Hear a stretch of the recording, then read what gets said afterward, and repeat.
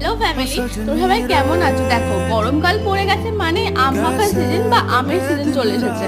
এবার কাঁচা আম মানে বাড়িতে থাকছেই হচ্ছে, মানে আমি এমনই ল্যাদঘর হয়ে গেছি, কিছুই করা হচ্ছে না। এত ভালো একটা খাবার, মানে আমার এত প্রিয়, তাও মানে নিজে উঠে বানাতে একটা কেমন একটা ল্যাদ লাগছিল।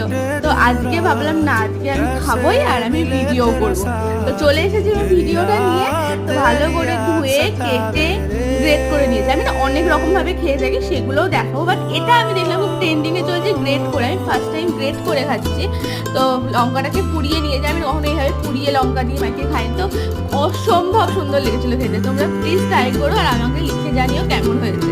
আসছে আবার নেক্সট ভিডিওতে, টাটা।